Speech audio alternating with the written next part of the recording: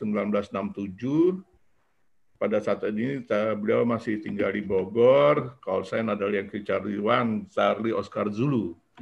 Seperti yang sudah saya sampaikan minggu lalu bahwa beliau juga aktif di kepengurusan Orari lokal Bogor, yaitu di bidang operasi teknik dan divisi kontes dan club station.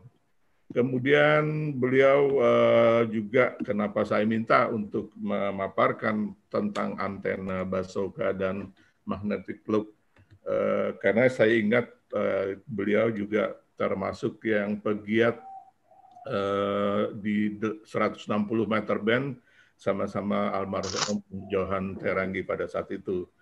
Di sela-sela kesibukan beliau sebagai dosen teknik elektro di Fakultas Teknik Universitas Indonesia, selain juga sebagai ketua peneliti pengembangan produksi sistem penggerak motor propulsi untuk bus listrik ukuran besar, beliau berkenan pada hari Minggu yang kedua ini untuk kegiatan Humbro, beliau berkenan menjadi narasumber tentang antena ini. Untuk itu, dengan segala hormat, kami persilakan Om Dr. Ferry untuk memulai paparannya. Terima kasih. Silakan. Terima kasih, Om Nanti. Baik, selamat siang rekan-rekan amat radio semuanya di seluruh Indonesia. Mudah-mudahan ini share-nya sudah bisa dilihat ya. Sudah. Oke.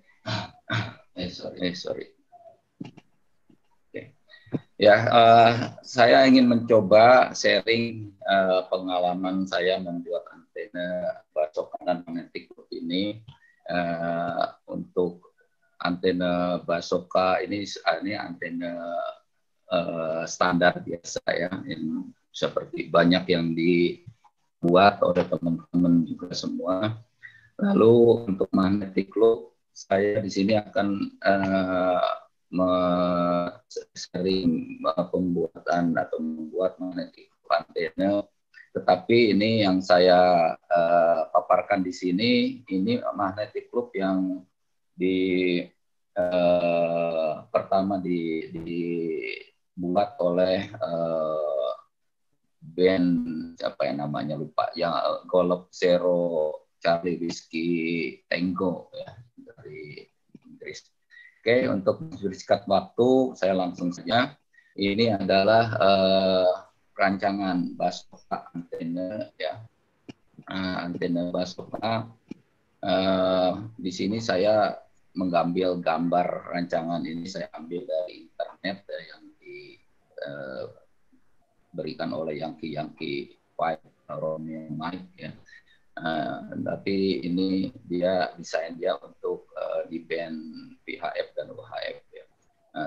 Tetapi sebetulnya ini desainnya umum, yang maksudnya untuk semua band frekuensi bisa kita gunakan. Ini adalah gambar rancangan bazooka. Jadi bazooka antena itu sebetulnya ini adalah antena dipole biasa ya, antena dipole, tapi di sini pada elemen bentangannya ini dia sebagian menggunakan koaksial kabel ya. Koaksial kabel di mana yang menjadi elemennya itu adalah bagian outernya. Nah, kemudian di ujung koaksial ini di short circuit dan ditambah lagi dengan kabel biasa ya, sampai mencapai ini panjang ini satu sebelah bentangannya itu ada 1/4 lambda dari frekuensi kerja kita. Nah, jadi ukuran rancangan dari antena bazooka ini panjang keseluruhan itu L ya. Ini biasanya ini setengah lambda dari frekuensi kerja kita. Kemudian di sini untuk bagian koaksialnya ini akan mempunyai panjang L1 di sini ya. Dari sini dan sini, terus sisanya L2 ada kabel biasa. Ini adalah di sebelah kiri dan sebelah kanan ada 2 buah panjang L2. Nah, kemudian feed point, bagian inner ya, di inner dari koaksial ini menyambung sampai ke sana. Jadi kalau kita lihat di sini sistem antena bazooka ini feed point-nya sebetulnya menyambung seperti antena loop ya sebetulnya, antena loop. Nah, rumus untuk panjang dari Basoka ini sebetulnya sederhana. Ini yang kalau dibuat dalam ukuran feet ya. Dan kalau kita gunakan ukurannya dalam meter, ya panjang L ini adalah 1/4 lambda atau 150 dibagi dengan frekuensi kerja kita dalam megahertz ya. Lalu ukuran L1 ini adalah 150 per F dikali dengan velocity factor ya. Nah, ini nanti kita yang akan kita lihat di sini yang menjadi masalah itu adalah kita harus mengetahui velocity factor dari koaksial yang kita gunakan. Dan sisanya panjang L2 ini adalah L panjang L keseluruhan dikurangi L1 ya dibagi 2. Nah, ini menjadi L2. Nah, ini rumusnya desain dari Basoka ini simpel. Nah, misalnya nanti kita akan mencoba mendesain untuk frekuensi kerja di band 20 meter ya untuk frekuensi FT8 yang 14,074 GHz. Maka panjang L ini kurang lebih sekitar 10,6 meter ya keseluruhan ya. Nah, permasalahan yang tadi saya katakan ya, ini untuk koaksial ini banyak sekali jenis koaksial ya, ada yang bahan isolasi dari koaksial itu yang dari polyethylene ini mempunyai velocity faktornya 0,6, kalau teflon itu 0,7, kalau yang foam itu 0,82. Nah, masalahnya kalau kita gunakan koax yang ada di kita tidak tahu nah itu velocity-nya berapa. Nah, ini nanti kita akan ambil cara praktis bagaimana untuk bisa menentukan panjang, terutama yang kesulitan yang kita akan dapat untuk mencari panjang L1 ini ya, karena kita akan berbeda ya, apalagi kalau koaksial yang kita pakai itu kita tidak tahu ini koaksial jenis yang mana ya. Nah, kemudian ini caranya nanti kita akan mencari koaksial separuh dari L1 ini dengan mudah kita bisa dapatkan ya. Oke, nah pertama ini adalah feed point yang kita buat ya, sederhana saja. Bisa kita gunakan satu kotak plastik hitam yang banyak ini dijual di toko elektronika kita. Ya, lalu digunakan konektor, ini 3 buah konektor saya buat, jadi untuk membuat satu feed point Basoka seperti ini yang sederhana, saya gunakan konektor di sini, jadi inner dari konektor sebelah kiri dan kanan ini saya sambung, kemudian outernya ini menjadi feed point untuk di konektor ke koaksial menuju ke radio ya. Nah, ini supaya mudah dan di sini saya gunakan konstruksinya mudah, saya gunakan konektor RG untuk RG ini, kebetulan saya gunakan RG 58 ya. Nah, ini sangat simpel, di sini kita gunakan kawat yang kaku ya supaya dia tidak banyak berubah ya, dan saya solder ya, begitu juga di sini supaya kuat saya untuk memasang pada konektor di sini outer konektor di sini saya solder ya dengan solder yang agak besar ya. Nah, ini biasanya saya ampas dulu konektor ini supaya lapisan luarnya hilang sehingga mudah untuk mensoldernya. Ya, begitu juga pada feed point di sini.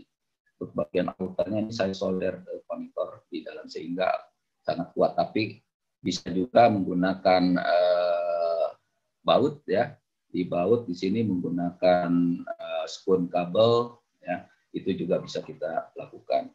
Nah, ini jadi untuk membuat feed point-nya ini sangat mudah sekali. Lalu juga ini saya berikan satu lubang untuk menambahkan gantungan ya. Ini saya gunakan kabel NYA ya, NYA dan NYF ya.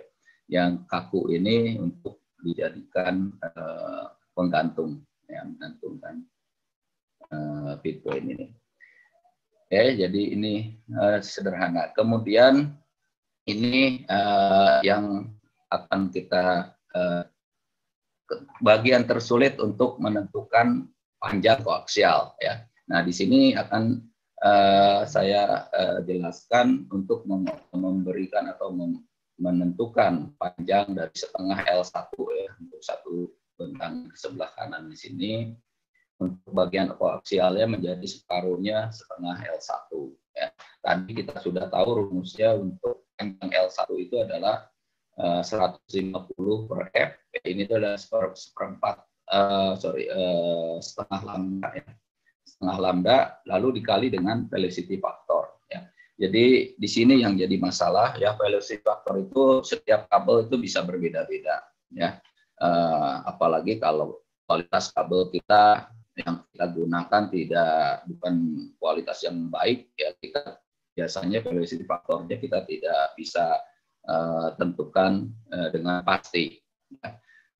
Ini velocity factor itu adalah sebetulnya faktor kecepatan merambatnya gelombang pada kabel, gitu, ya. Jadi ini karena kabel koaksial ini bentuknya seperti ini, ada faktor kapasitans, ya, pada koaksial, sehingga ada faktor velocity factor ini. Biasanya velocity factor ini adalah nilainya lebih kecil dari 1, ya. Umumnya kalau tadi ada yang 0,66, ya, ada yang 0,7, ada yang 0,9. Nah, masalahnya kalau kita menggunakan sembarang kabel, kita tidak sulit untuk menentukan berapa velocity factor ini. Nah, ini ada satu cara yang mudah, ya. Ini adalah teknik atau cara untuk kita membuat mencari panjang setengah L dari antena Basoka ini. Jadi kita gunakan radio kita yang kita pancarkan pada frekuensi untuk ngecun koaksial ini. Frekuensinya kita buat 2 kali dari frekuensi kerja kita. Misalnya ini frekuensi kerja kita adalah di 14,074 MHz, ya. Nah, nanti kita tune pada frekuensi 2 kali lipatnya, yaitu di 28,148 MHz. Ya. Nah, misalnya di sini, nah ini kita susun, ya, sistemnya ada radio, ada meter, kemudian ini ada T-connection, ya. T-connection pada konektor yang berbentuk T, ya, cabang T. Nah, ini kita buat susun seperti ini dan kita pasang dummy load pada sisi T-nya ini, ya, dummy load. Nah, kemudian kita bentangkan antena koaksial yang akan kita tes, ya, yang akan kita potong sampai dia bisa bekerja. Kita bisa pastikan dia bekerja untuk di frekuensi kerja kita, atau kita ingin menentukan setengah L, ya. Di mana di sini ujung koaksialnya kita open, ya, kita buka. Nah, ini kenapa saya buat seperti ini, untuk memudahkan kita. Ya, sebetulnya kita bisa membuat ini dengan sudah tertutup, ya, dan kita ngecunnya pada frekuensi kerja kita.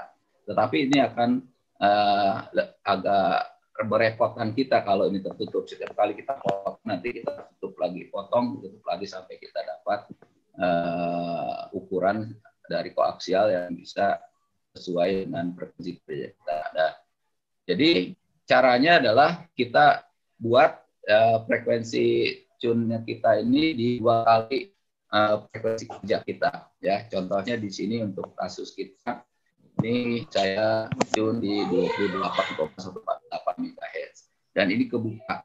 Ya, lalu kita transmit sampai kita cari SWR-nya rendah, paling rendah, ya. Jadi kita potong sampai frekuensinya rendah, ya.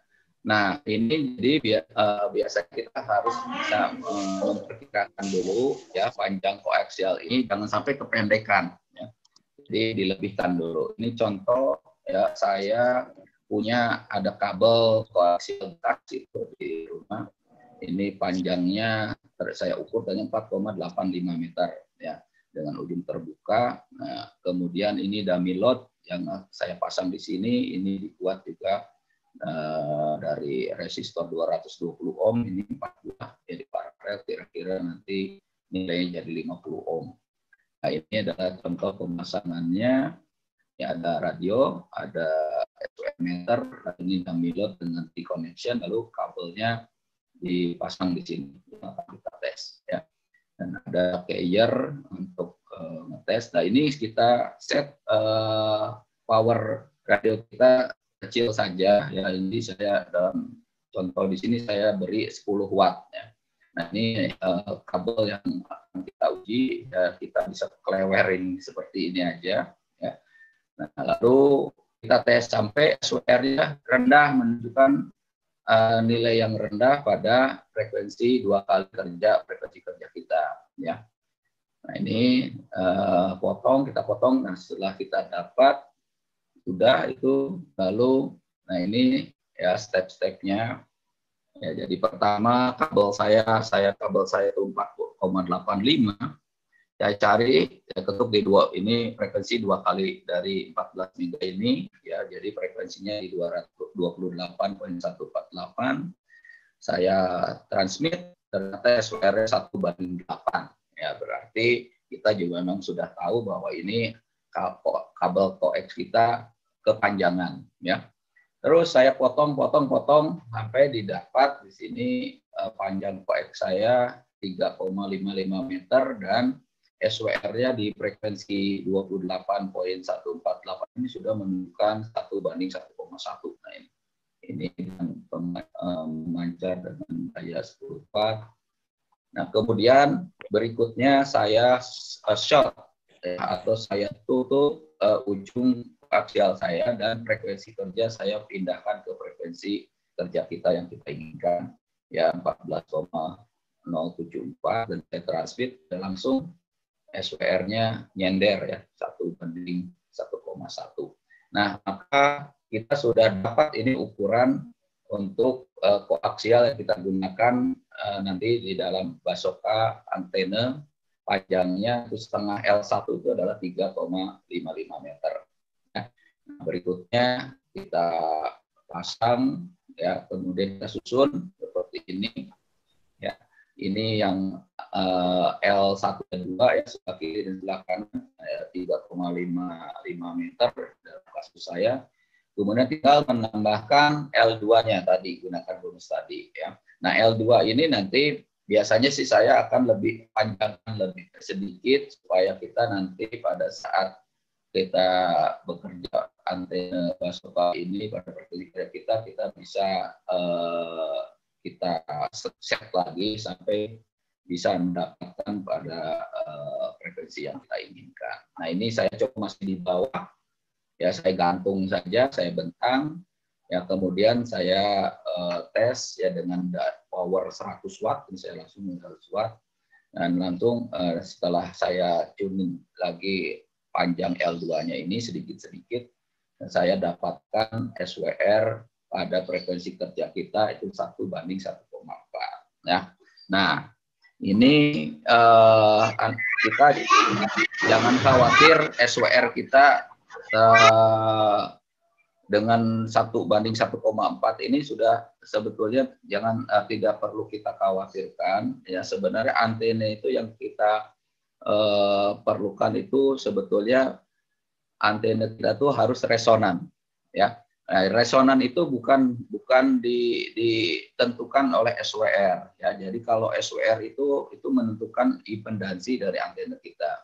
Ya, kalau ini antena kita contoh di sini SWR-nya 1,4, ya. Nah, ini sudah saya cari SWR paling rendah itu di frekuensi kerja kita ini di sini terukur hanya 1:1,4, ya.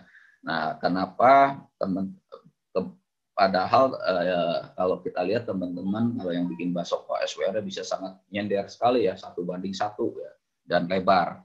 Nah, itu nanti sebetulnya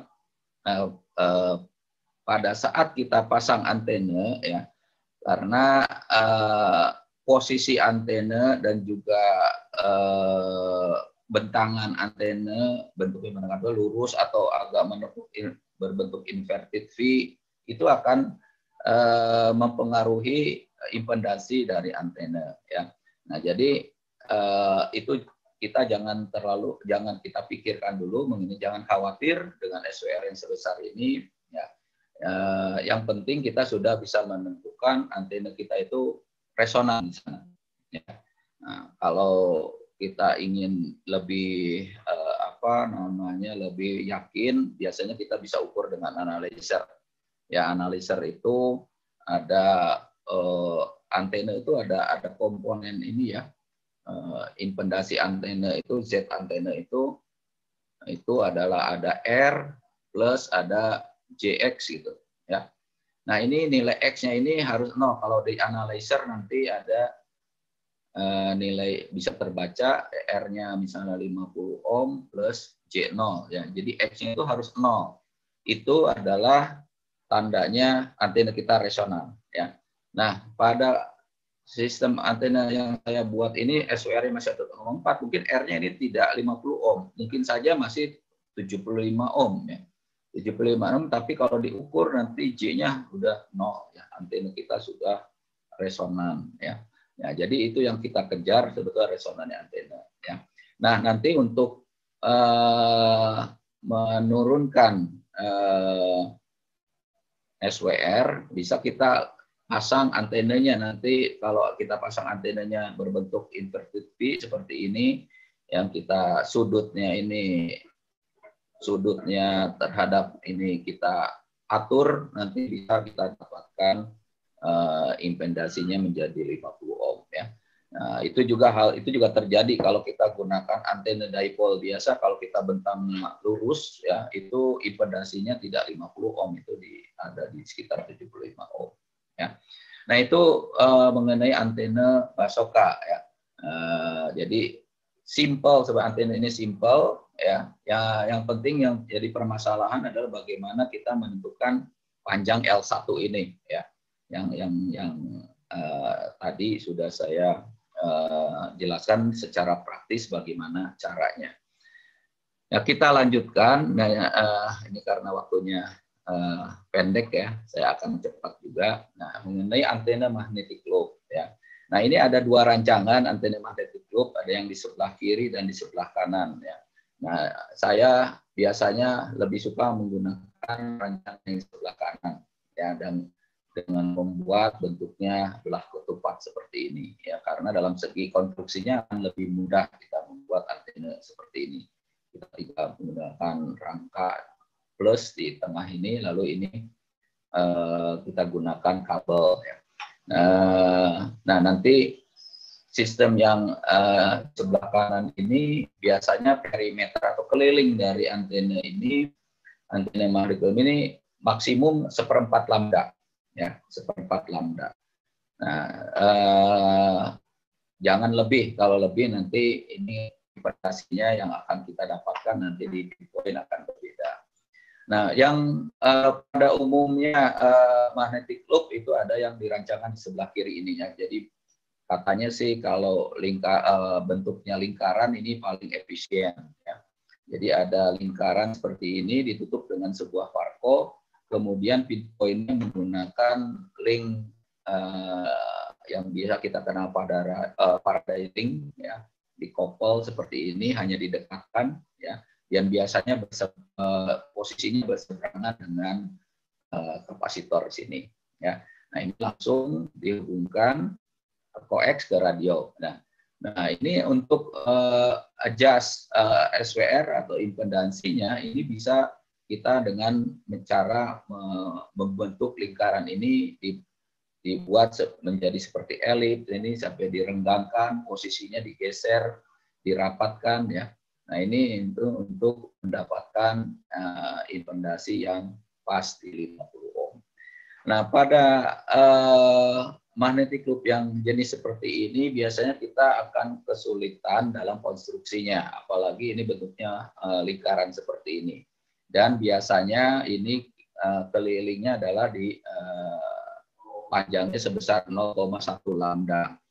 Dan kebanyakan kita membuat magnetic loop seperti ini kita diharuskan elemen lingkaran atau loopnya ini menggunakan bahan aluminium ataupun tembaga yang cukup tebal ya, sehingga ini antena akan menjadi berat ya, dan konstruksinya juga akan sulit ya. Nah, saya lebih suka yang model sebelah kanan. Nah, antena magnetic loop yang model di sebelah kanan ini sama, saya sebetulnya sama, ditutup dengan sebuah kapasitor.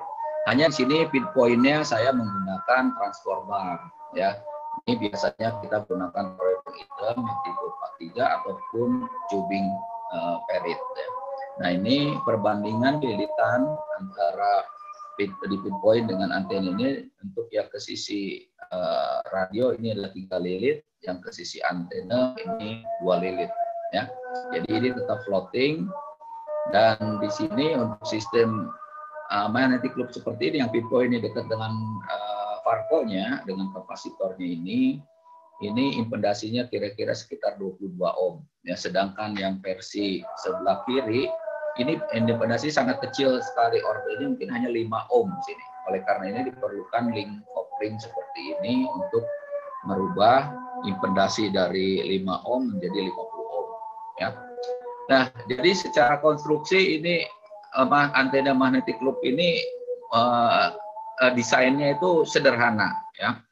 Nah, tapi ada satu permasalahan ya, karena di sini pada antena magnetic loop ini tegangan yang dibangkitkan pada sisi kapasitor ini sangat tinggi ya, ordernya bisa dalam kilovolt ya, bisa sampai ada yang dengan 10 watt aja mungkin bisa sampai 2 kilovolt sampai 3 kilovolt seperti itu. Oleh karena itu diperlukan di sini kapasitor yang bidangnya itu sirip-siripnya itu renggang ya. Malah orang ada yang menggunakan vakum ya, vakum kapasitor di sini digunakan untuk supaya bisa menghandle tegangan yang sangat tinggi. Nah, tetapi itu kita nanti ada cara yang lebih mudah bagaimana untuk mengatasi kapasitor ini ya. Saya langsung saja, nah ini adalah contoh dari rancangan penempatan atau pemasangan kapasitor dan feed point-nya untuk antena tadi. Nah, ini kalau kita lihat antena ini panjangnya kurang lebih sekitar 3 meter lebih lah ya. Kelilingnya ini 3 meter lebih. Saya rancang untuk bekerja pada frekuensi 21 MHz ya. Ini maksimum 1/4 lambda kelilingnya. Lalu di sini saya pasang kapasitor, ada feed point-nya, dan ada tambahan 1 kapasitor. Nah, ini saya gunakan kapasitor tegangan tinggi, ya di sini besarnya 100 PF ya, yang biasa kita gunakan dalam booster ya, pemancar booster DHF yang menggunakan tabung, biasanya ada kapasitor yang seperti ini ya. Nah, ini saya pasang seri dengan Varco ya, dipasang seri. Artinya apa? Tujuannya untuk kita memberikan kapasitas tegangan dari kapasitor Varco kita ini, kalau kita seri dengan kapasitor fix dengan kemampuan tegangan yang tinggi, nanti secara keseluruhan kemampuan tegangan dari kapasitor kita itu menjadi tinggi ya. Nah, kemudian ini feed point-nya menggunakan transformer, saya gunakan tubing 2 buah seperti ini. Ini juga seperti yang digunakan pada power amplifier ya. Nah, ini lilitannya yang dari sisi antena itu 2 lilit, yang ke sisi feed point-nya itu 3 lilit. Nah, lalu ini saya uji ya menggunakan analyzer, bisa dilihat di sini X-nya 0. Nah, ini tadi ya, X-nya sudah 0, artinya dia resonan di sana. R-nya ini sekitar 52 ohm ya. Kalau kita lihat di sini SWR-nya nyender ya 1:1 ya. Nah, kemudian ini saya tes antena ini dengan power yang cukup tinggi lah, 100 watt ya. 100 watt ini antena kita. Ini power di 100 watt ya, power di 100 watt. Nah, lalu ini tadi antena kita. saya ukur ini SWR-nya ya, kita dapat dari SWR 1:1 ya. Jadi ini demikian ya. Saya agak terburu-buru, tapi nanti kita kalau ada yang ingin bertanya nanti kita bisa diskusikan ya di sesi tanya jawab nanti. Baik, jadi itu paparan saya mengenai antena magnetic loop dan antena basoka. Mohon maaf kalau terlalu cepat ya, karena ini keterbatasan waktu. Baik, saya kembalikan ke Om Erlandi. Silakan Om. Demikian. Terima kasih. Assalamualaikum warahmatullahi wabarakatuh.